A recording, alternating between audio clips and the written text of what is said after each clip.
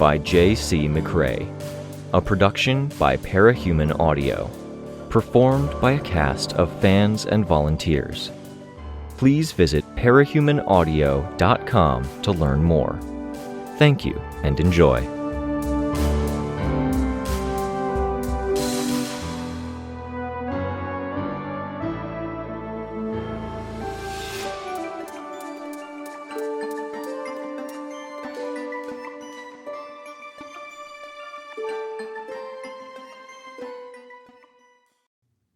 Arc 20. Last. End. Are you going to come home tonight, or...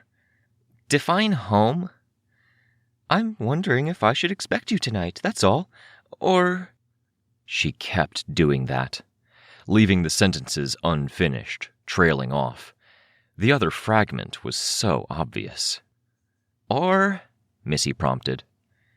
Will you be seeing your father instead? Missy held back a sigh. By asking, she'd given her mother permission to bring it up. No? Oh, good. I had a hard time finding the ingredients to make cake, but Jane gave me a recipe for a 3-ingredient cheesecake. I'll have to put it together this afternoon because Jane says it doesn't freeze right. Her mom had a gleam of victory in her eyes as she went on. She sat in the driver's seat, a red wool cap pulled over her black hair to hide the roots. Her hair was graying, and hair dye wasn't really a thing while people were getting re-established. Got some chipped beef for gravy pie. How does that sound? I know it's not your favorite, but given circumstances, do you think? That sounds good. I like cheesecake. Gravy pie sounds nice, Missy said. But? I'm going to have dinner with my friends. A bunch of the old heroes and people from Brockton Bay. Then work, I think. Work? On your birthday? Is this your boss being ridiculous again? Ugh. Missy wasn't really going to work, but now she had to commit. I barely come to your place anymore. My office has more of my stuff than the apartment does. It's easier, and I'm busy. You can tell her no. My boss was Narwhal, Mom, and she's not exactly my boss anymore. I got a promotion. I told you about that. Narwhal? Her mom shook her head. I still can't wrap my head around it. Now, was she protectorate or guild? She was both. A lot of international work. The guild went all over the place, primarily to tackle human rights abuses, parahuman warlords, be heroes to places without heroes. Then she did the protectorate thing, too. Does she even sleep? I honestly don't know, Missy admitted. She was a bit annoyed with the conversation. She'd had too many ones like it. Miss Militia doesn't. Neither do Dragon or Defiant. You can't be that, Ms., her mom said. I know. Not until I can get an appointment with Defiant and get a chip in my brain like the other team leaders and make it so I don't have to sleep ever again. That's not funny, her mom said. Missy smiled, glancing out the window. The car had been stopped for a few minutes now. People were milling around. It is a joke? Yeah? I want you to have a full life. I had so many doubts when we agreed to send you to the wards. I know, Mom, Missy replied. She wondered if she could get away with opening the door and escaping now, lying and saying she was in a rush. She'd heard her mom talk about this 100 times. The doubts her mom had experienced, the agony her mom had felt, how scared her mom had been, how her mom had waited up at night. I feel like you never came back after we left you there. I know, but I'm here, 7 years and 1 month later. And you got promoted. Does that mean more danger? Missy tilted her head to one side, giving her mother a searching look. Her mom didn't tend to ask about this stuff. She'd glossed over the promotion a minute ago, and Missy had figured that was it. Her mom prodded her.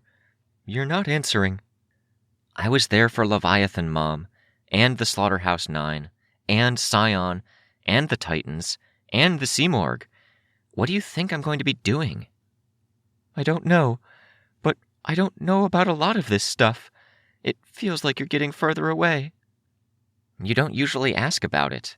You did when I was a kid, but then you made some comments in the WDiv meeting coordinating between the PRT and you and my teachers, saying Dad had custody of me and I'd started staying late and working longer and you were worried." "That was nothing. It was one comment. If your dad had deigned to attend, he could have said something." "It was a thing, Mom. I wanted to sink down into my seat and scamper under the table to get to the door. I was so embarrassed. Because they have mandatory reporting, and the youth guard picked it up. The PRT staff was walking on eggshells and being super careful with me for months after." "I can't understand how they'd be that bothered by you working overtime and then let you suit up and go fight Leviathan." "I volunteered. I lied and said you and Dad gave your permission. Things were hectic enough they didn't check. I think they didn't want to check, because they needed every body on the ground they could get." "I wish your dad hadn't let you go that morning." "You let me go too, kinda. The phone call, remember?" "It's more that you changed after. A light went out." "A light went out in me in the weeks before I got my powers. There were less primary colors in the world after that. But I've tried to explain that to you and get you to own up to your part in it, and it's useless. Problem is, when the light goes out, you can get used to it. But then a crisis hits and you're fumbling for something, and that's when you realize how much you needed that light." "I lost my friends, my first crush," Missy volunteered. "I know." "Did you know I killed someone?" A stricken expression crossed her mom's face. "That day, Bastion gave the order to bury him with Leviathan. I always wondered if they passed on word to you." "There wasn't much communication in the weeks and months after. So much happened. What happened? Did they do anything, or did I miss something?" Missy shook her head. "No, yes. It was a thing that happened. One of a lot. I could tell you stories for days. I could show you scars." "I tried, but it was uncharted territory. I couldn't talk to your aunt or Jane or any other parents about this stuff. You didn't want me talking to the parents of the other wards. Are you mad? I'm not sure what to say." There were 100 things Missy wanted to say. Some were angry. Some were disappointed. "I'm 18. I'm free and clear, and leading my own warden team. I can tell you stuff. I will. Stuff that would have made you hold me back or play the card where you're a mom and I was technically a minor." "I never wanted to hold you back." "When you hear some of the stories, you'd wished you had." Missy said it with a smile, but her mom wasn't smiling. "I don't know what to say." "Sorry? Good luck?" "I don't know what to say either," Missy admitted. "Except that this is me. It's been me all along. Hi." "Everything about you and me doesn't have to change all of a sudden just because you're 18. "It kinda does," Missy suggested with a quizzical tone and a shrug. "I'm going to go do my own thing, like I've been doing for a while now. Today, that's hanging out with friends, maybe have a few drinks. Don't worry, I'll be careful. I have a few of the people in my team coming. I don't want to embarrass myself in front of them." "And then you go to work? It's an image I hate. You in a dark office building. Tent. And if I'm being totally honest with you, which I'm trying to be, making sure you have most of the information so you can decide how you want to respond, I hope to be hanging out with my boyfriend." "I see," her mom said with a hint of disapproval in her tone. "So, don't worry. I won't be alone. I'm going to be a bit of a teenager and celebrate how far we've come." "If he wasn't such a nice boy, I'd have something to say. But you can tell him I'm trusting him to be on his best behavior." "Sure," Missy replied. "Nope. After a night of being unable to do anything to him at the party, I'm going to use my powers to get his clothes off him faster, turn the cot in the corner of my office tent into an ultra king size, and keep him busy until sunrise. Best behavior." "I did like his parents. Sweet people. Smart." "I'm glad. They had their reservations about you and Dad, but whatever. I think I should get going in a second. I don't want to miss her." I do wish he wasn't such a good match for you. Huh? What? Byron, what you said about killing that man, it answers some of it, but I saw him do something I remember seeing you do, staring off into space with a look in his eyes like he could see something that was deeper and darker than a boy his age should be exposed to. I mean, he was still mourning his brother. That's it, isn't it? So much death. It is what it is, and I really should, please? Her mother's hand reached out to take hold of her wrist, and with some rearrangement of grip, took Missy's hand in her own, squeezing. I do love you. I love you too. That night, when we all thought it might be over, the woman from the wardens came and told us the decision we had to make. I just knew you'd be doing that, just like you were walking while you were talking to me on the phone on your way to fight Leviathan. I remember seeing that dark look in your eyes, and I was so scared it would get darker still. This is a really cheery birthday talk, isn't it? I wanted to let you know we fought hard. I'm not the best public speaker, but I tried to tell them, in the hopes it would make a difference. Your father tried too. Dad was there? With you? We both tried. I don't know if it mattered. There were people more eloquent than us. But they'd been there, and they'd been a both, and us. That was actually really touching. Missy wasn't even sure how to process it. There was some resentment in the mix that they hadn't been able to do that 9 years ago, but her parents had agreed on this, and they never agreed on anything. They'd never worked together on anything. Cool, she murmured, which summed it up. Not too excited or grateful when it would have felt like a betrayal to the Missy Byron of the last almost decade to forget all the stuff of the past, but it was cool. I was so mad at those anti-parahuman people that I could have strangled them. It was never about them, Mom, which was part of the problem, but that wasn't what that night was about. It felt like it. They never had the power or the presence until that night. It was about us. How we'd situated ourselves in regard to you. Our parents, our friends, our naysayers. Each of us making the decision whether we'd trust you, after stopping for once and taking stock of everything we'd done up to that point. Were we okay? Had we done enough? Had we made amends for wrongs and were contributing to something better? I hope that decision was easy for you. You've been a hero. I've been distant. I've been a bit of a cog in the machine. I don't think a lot of people in Gimel even knew I existed because I was out following orders and doing stuff where they couldn't see it. It wasn't so easy for me. So, thanks for reminding them I exist. Of course. It was harder for some. We made our individual calls. For those who were okay with where they stood in the grand scheme of it all, it didn't feel like sacrifice. But even they couldn't say that, because the moment they started acting like it was a given they'd be saved, they'd defeat the point of it. For others, it was a sacrifice. Then all of us, together, stood before all of you, together. It feels different, quieter. There's some dialogue, like this, here. Missy shrugged. I hope so. The Capes are mostly here in Gimel, and most of the rest of us are on the corner worlds, but it feels better? There's more dialogue. It feels like you're all more involved than when we shared the city. Less like we're tyrants who just happen to be acting nice. Maybe. I never saw you as a tyrant. You were always my little girl. Oh, God, Mom. Gross. No. Missy put her hand to the door, pulling the latch and popping it open. Dinner tomorrow night? Gravy pie and cheesecake. I don't want to promise. I'll flip a coin to decide if it's you or Dad. If your dad wanted to see you more, he could have picked a place to live that was closer. Missy climbed out, then bent down a bit.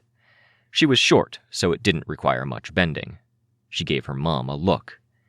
If you get pissy or angry, Mom, I'm not going to come over at all. Your issue with Dad isn't my business. I'm not getting pissy, thank you very much for that word choice. I'm just saying... Missy pointed at the gear shift. Slowly, it drooped until it bent in an upside-down U. That he should have... Oh, come on, that's not fair, her mom said, grabbing the gear shift and giving it a shake. That'll wear off in 10 minutes. Sit and think about what you did. Put it back the way it was, Missy. Thank you for the ride, Missy said, giving the roof of the car an audible pat. You're a tyrant after all. Ha, Missy said, without much humor. She shut the door, giving her mom a smile as she walked away. The area wasn't as badly hit as some of the others. One damaged building covered in red tarp with leftover bits of yellow construction tape from yesteryear holding it in place. The vehicles here were mostly trucks, and the people were mostly law enforcement of varying stripes.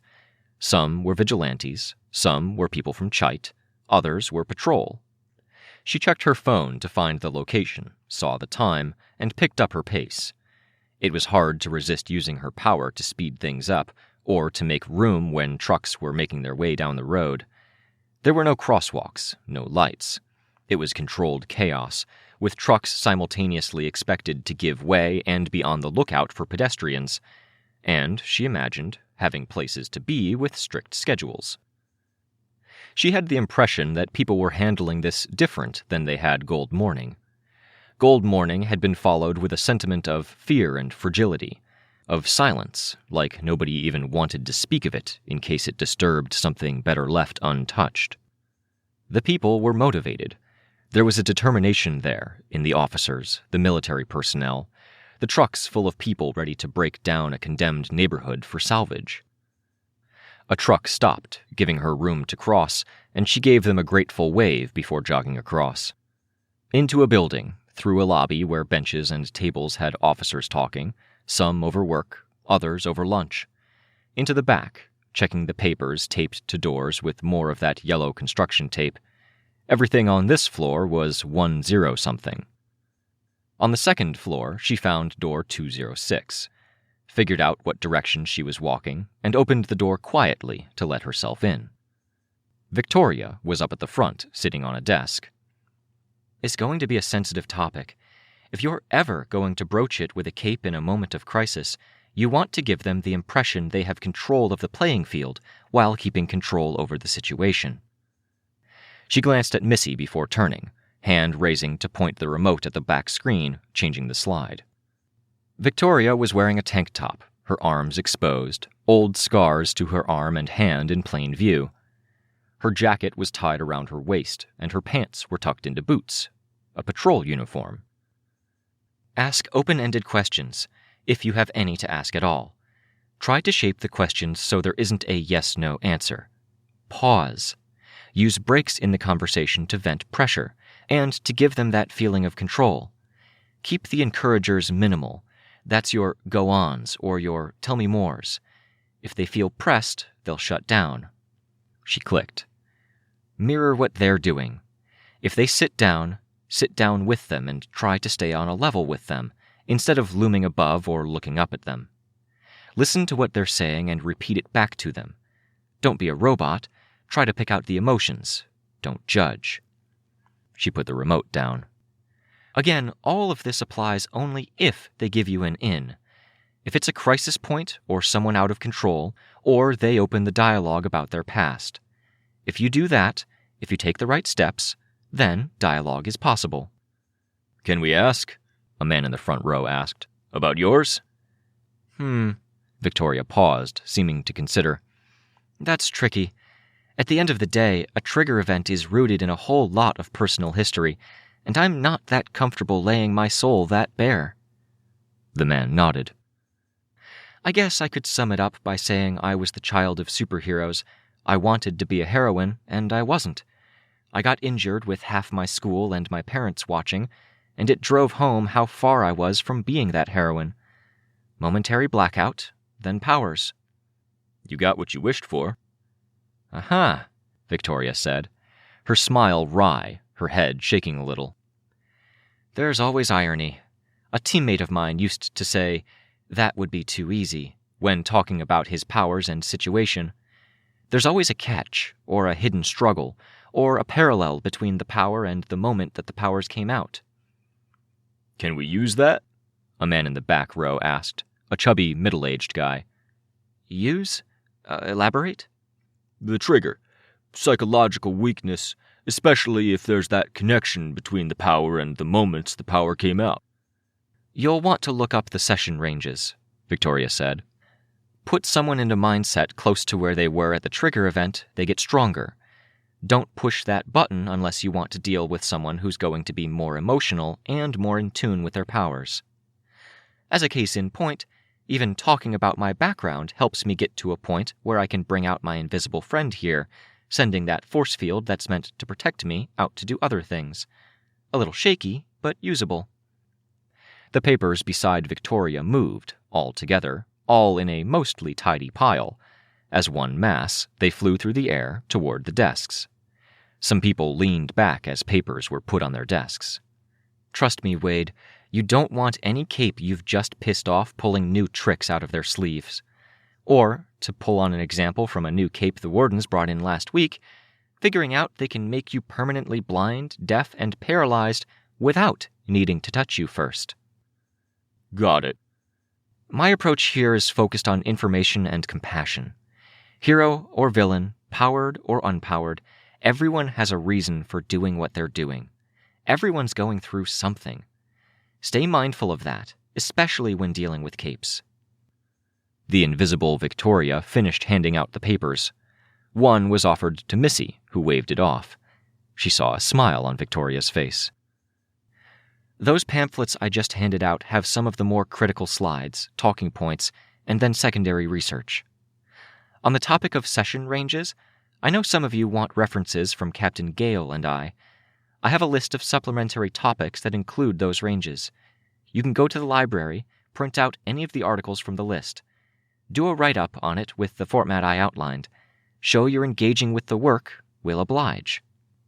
Missy watched, listening as there were a few final questions. Thank you, everyone. I'm available by email if you have questions, and I'll be sitting with Gale during her office hours if you want to ask those questions in person or hear battle stories. If you found this useful in any way, please let Gale know.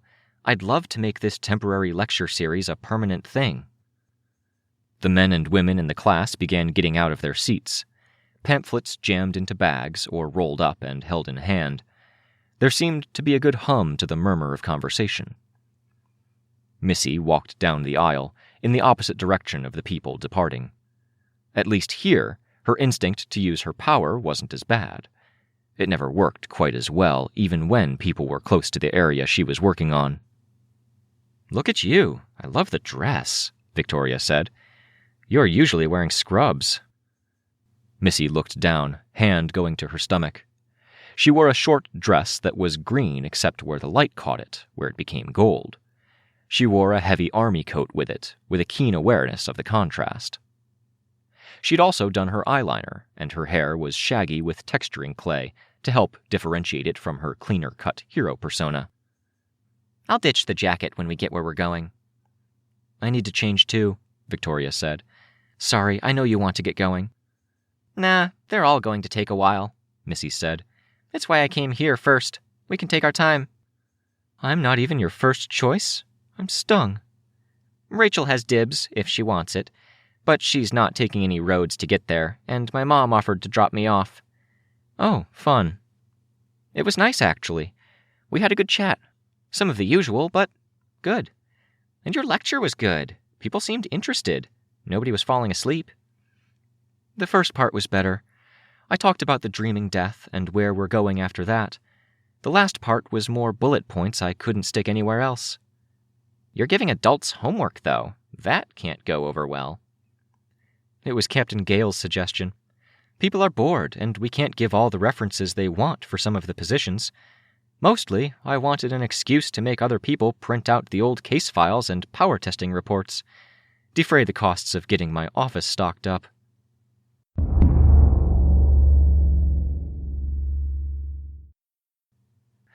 They were at the edge of the city, where the roads had stopped and the grass resumed. Much of the tall grass had either been cut to give the ticks less room to maneuver, or they had been pushed close to the ground by the passage of trucks and vehicles. The effect was something of a clearing, bounded in on two sides by buildings, which served to limit the wind. There was an expanse of hilly ground to one side, which Vista had flattened out to improve the view, and sparse trees on the other side.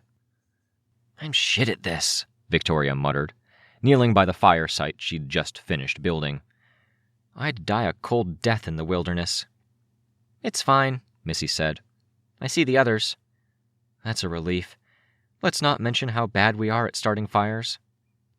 "It's a bit damp," Missy said, looking away from the silhouettes on the horizon and looking up at the sky. The sun was setting, and the red of the sky peeked through the bands of dark gray clouds. "Blame that." "Sounds good." Missy focused and folded space, drawing the landscape together. Fold, fold again, fold. Victoria turned, straightening, and wiping her hands free of little bits of wood. She wore a black dress, knee-length. Nothing fancy. The dogs huffed and snorted as they closed the distance, traveling over the folded landscape. Rachel, with Chastity, Cassie, and Rein behind. "Go, get lost," Rachel told the trio. "They don't have to," Missy said. "I don't mind the company." "I do. Having too many people around is a pain," Rachel said. "It's bad enough back at the camp. I don't need it here." "It's not a problem," Chastity said. "We'll go." "See?" Rachel asked. "Hey, happy birthday!" Cassie butted in. "Oh, you're wearing my jacket." "I gave it to her a while ago," Rachel said. "It didn't fit me anymore. It's okay. I love that it's getting used," Cassie said. She kept talking as Chastity guided her away, stopped and twisted around long enough to grab one of the chains for leading the dogs they'd been riding. "Catch up with you after," Rein said to Victoria. "We'll take a hike and circle back in an hour?" Missy suggested. "It'd be nice to catch up before everything." "Bye. Jacket looks good." It was a jumble of good-natured conversation and passing remarks, while Rachel loomed, a slight frown on her face. The three retreated. Rachel gave Victoria a look, a perpetual frown on her face, then looked at Missy. "I brought rabbit." "Rabbit?" Missy asked. She watched as Rachel pulled the rabbit out of a bag. It was skinned and mostly bloodless, sealed in a plastic bag. "Oh, good. They're butchered already. That's considerate. It'd be such a scene if a bunch of the others came and there was blood and furry bits everywhere." "That's a lot of rabbits," Victoria observed. "Great." Rachel looked at the one dog who'd remained. It looked like it might have been bastard, given its size and symmetry. She whistled, pointing, and the dog walked over to the base of one building before lying down, head on its front paws. "And I brought beer," Rachel said. She lifted the cases down from the saddlebag. "I didn't know what to bring for presents, so I brought lots of food." "Awesome," Victoria said. "We have some marinated chicken already, some beer, and some not great snacks. They're salty, at least. Food's hard to come by." "I trained the dogs to hunt the rabbits. They're a plague." "Are Rein, Chastity, and Cassie still hanging around?" Victoria asked. "I thought they moved on." "They did," Rachel said, taciturn. She began laying the rabbits out on the metal grate that served as their grill. The wood for the fire was stacked beneath and bounded by brick that Victoria had stacked. "Cassie said they'd rendezvous with Rachel. Rachel was going to drop off some food, some dogs. They'd catch up on the way over here," Missy explained. "Do you miss them?" Victoria asked. "It's quieter, but quiet is nice for a little while," Rachel said. "Matches? I'm going to start cooking. The ride over made me hungry." "We had some in a kit, but they were damp." "You've got all those pockets in that jacket," Rachel said, her hand going out to paw at Missy's jacket, pulling it more firmly into place around Missy. She looked down at her with a look that could be construed as a glare. "Keep some necessities in there." "I should, I know." Rachel had a lighter in a pocket with various dog treats. Off to the side, Bastard raised his head as the treats came out. "Come, sit." Missy approached, sitting on her heels by the fire. "You need to let more air in there." Missy expanded the gaps between the wood. Some of the wood was still alive, which limited what she could do. Rachel gave her a look, then reached over to muss up her hair. "I'm trying to teach you something." No, don't do that. Not the hair." "It's already messy." It's a careful Messy. Please, mercy, Missy protested. She couldn't keep her balance while sitting on her heels and tipped over. She reflexively distorted the space between herself and the ground, but it wasn't fast enough. Her bare knee touched wet, muddy grass. Rachel let her be, touching the lighter to the drier tinder. You good, Rachel? Missy asked, quiet. You're not too lonely with those 3 gone? Quiet is nice, I already said. The heartbroken won't be grounded for too much longer. Some will come for the summer. That'll be nice, Missy said, wiping her knee clean with the edge of her jacket's sleeve. I liked swimming up there, up until 50 dogs jumped in and filled it with mud again. You can come again sometime, Rachel said, her eyes on the growing fire. When the kids aren't there. They're a pain sometimes. Especially yours. She looked at Victoria as she said it. Mine? Kenzie? She yaps. Constantly. I didn't think she was invited back. Rachel sighed, heavily, grabbing wood by the points the fire hadn't reached and rearranging it. Missy glanced at Victoria behind Rachel's back. Victoria at least seemed to sense it wasn't a good idea to push further. Missy avoided asking for clarification. She'd heard parts of it. You can't separate them. Rachel's tone was morose. I won't leave her unsupervised. She'll be ecstatic, Victoria said. She'll be good, or else. It'll be good for her. It's been a rough couple of months, Victoria said. Missy stood, got her hands wet from condensation on the beer Victoria had brought, and wiped her knee clean. The warmth from the growing fire was already catching up with her, with the heavy coat she was wearing, and the smoke from the fire was scaring off some of the bugs. She pulled it off. She only had her boots and the short dress on now. Muscles? Rachel asked. Missy snorted. She flexed. Not bad, Rachel said. Her tone and expression were flat, but Missy knew she meant what she said. I thought you were being patronizing the first time you asked, like I was a kid and you're talking about how I've grown. The only reasons people don't put on some muscle is if they're lazy, or if they think being weak makes them more desirable. Rachel looked at Victoria as she said it. Victoria flexed. Rachel gave her a dismissive grunt. Eh? It's good, you're fine. I do physio every day, though. I lift weights twice a week. Rachel shrugged. She prodded a roasting rabbit carcass with a stick to turn it. Better than average. The scars are cool. High praise, Missy said, butting in before something could happen. I think I see company. A car. She folded the landscape as the cars approached. Off to the side, Bastard started to rise to his feet, wary. Rachel made a ticking sound with her mouth, and he dropped back down into a resting position. His flesh was loose around the bone. "The red carpet of Vista," Dennis proclaimed. Hannah, Dennis, Christopher, and Byron. Missy, Hannah said. She was in the lead of the group, operating by instincts that were long set. She hesitated, halfway between handshake and hug. Missy hugged her.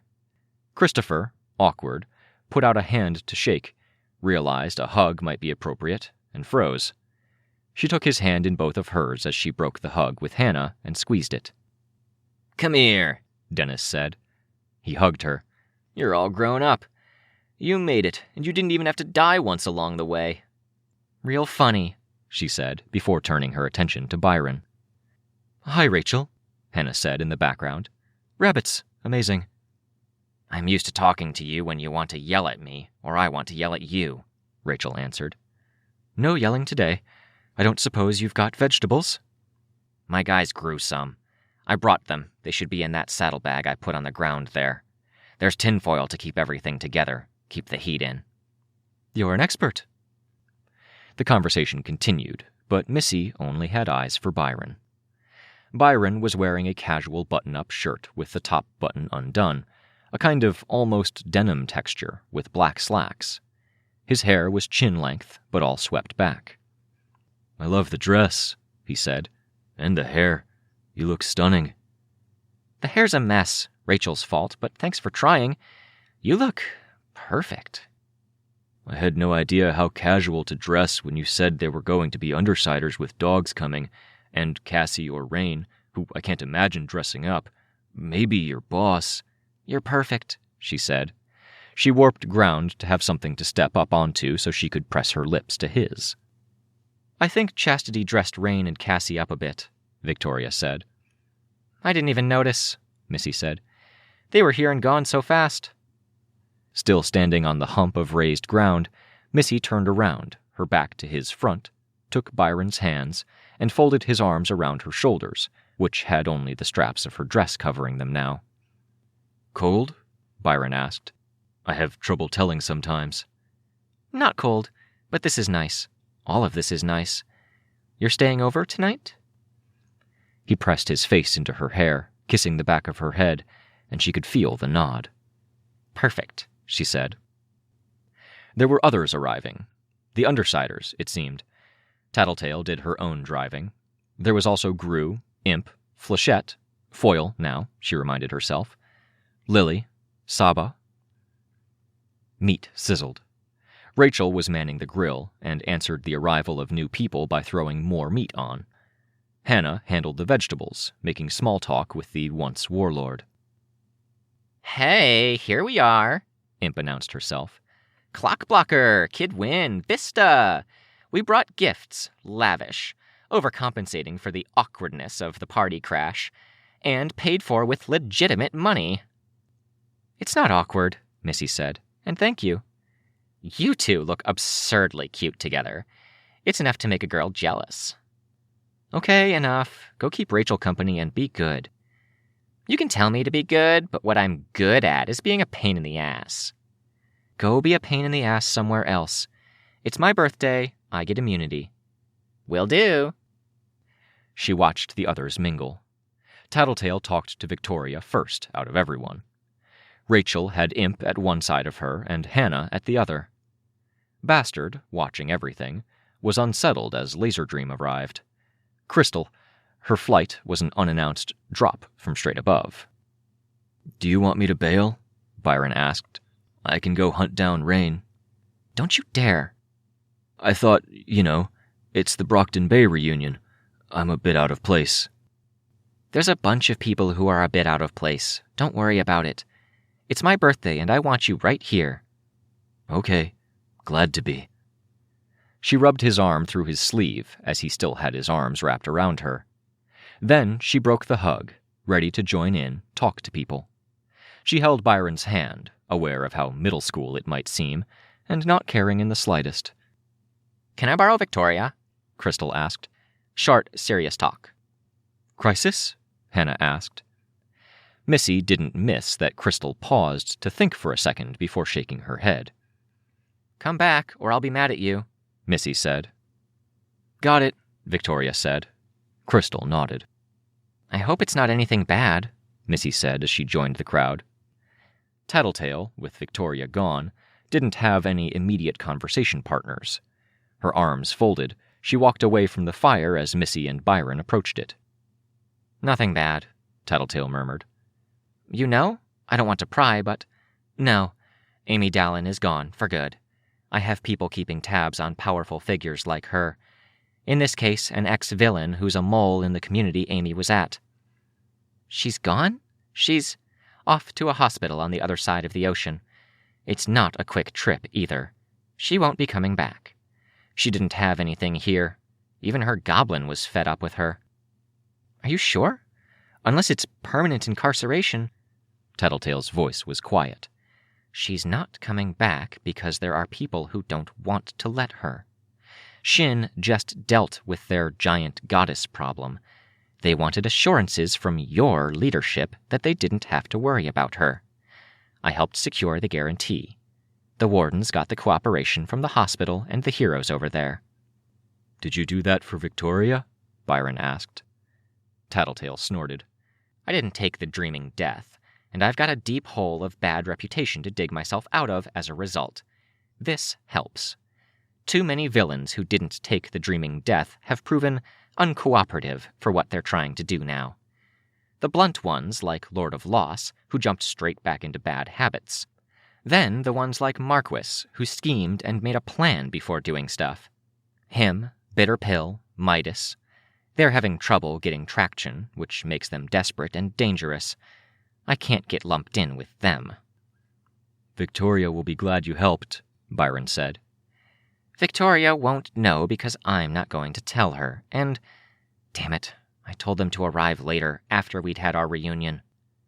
Kenzie always arrives early, Byron said. It's fine, Missy said. There's plenty of time to catch up. There were more cars, finding random parking spots around the point where the road ended and the grass began. The kids filed out.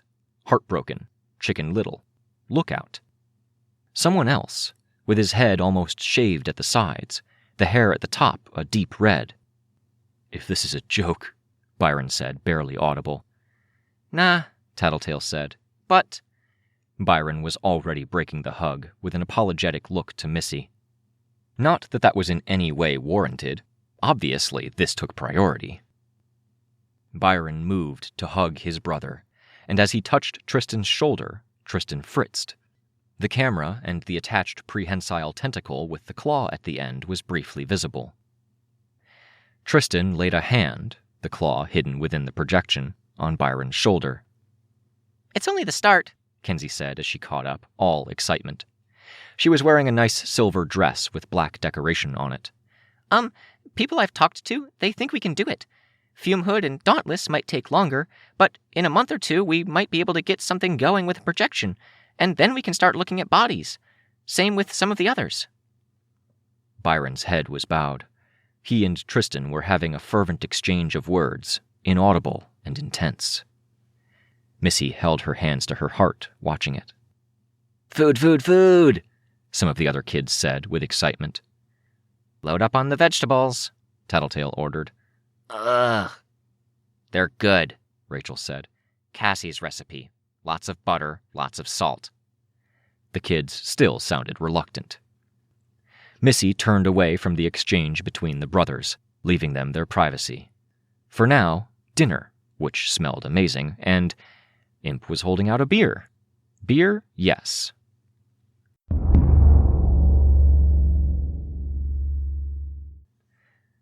The excitement had died down.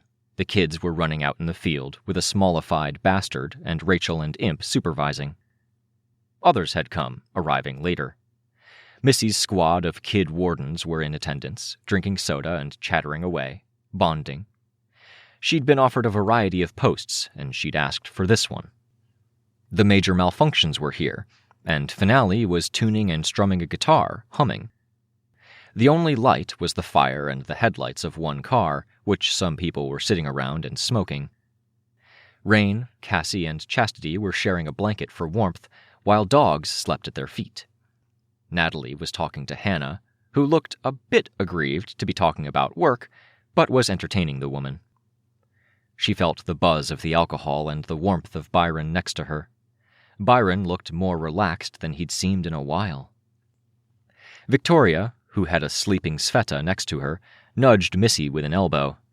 She indicated Withdrawal and Tristan. The 18-year-old Withdrawal had a soda in hand, talking to the projected Tristan with a happiness that was outright painful to look at. Reminds me of me, Vista whispered. With Dean. Maybe one-sided?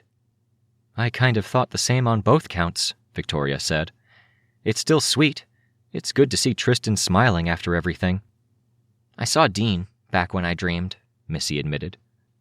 I figured you might. Me too. Nothing happened, Missy assured Byron, rubbing his hand.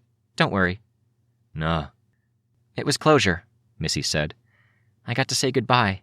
I got to tell him he was loved then. I hope it sticks with him in there. I think it might have, Victoria said. We might need to delve back into that space, make sure people are okay, or see if they need a break. Now that things at home are stabilizing, a long-term project. I'm glad Dean was okay at least, Missy said. I saw Bastion. I saw Aegis. They seemed okay too.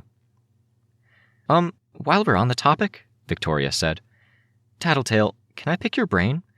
We haven't crossed paths much, and it didn't seem important enough to bring up when we did. You gave an answer before, but it seemed vague. The etching. Victoria nodded. If it's too heavy a subject. Nah, not heavy. What was it about? What was the point? The Titans collapsed. They could have kept going or safeguarded things. There were power considerations, but mostly they wanted to secure what they had. You said she had an answer? They got what they were looking for. That thing that Scion and his kind had been looking for. A key piece of the puzzle to solve a fundamental problem in the universe, that things come to an end. What was it? Victoria asked. Tattletale shrugged. Beyond our ken, I imagine. But they took our cue, de-escalating, standing down. She thinks we'll let them have it if she doesn't try to end us.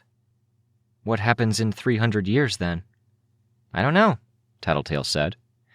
It might be the etching keeps things from tipping over, and they're counting on their kind stumbling on us in thousands and thousands of years, or that we might get to a point where we can use it. It might be that things turn disastrous in another 3 centuries, but we have something to barter with, information to take hostage. So that's it? Rein asked. I'd like to think that's it, Tattletale said. Rein nodded. He looked bewildered, like the idea that things might not end terribly had only just occurred to him. It'd be nice to name the city something appropriate, Missy said. Something that helps us keep that in mind.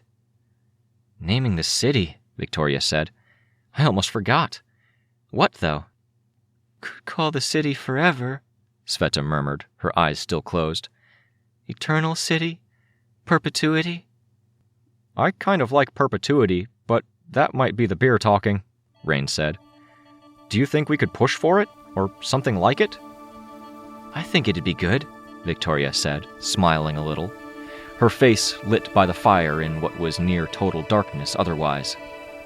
A reminder that we press on, no matter what, that there's always a way forward.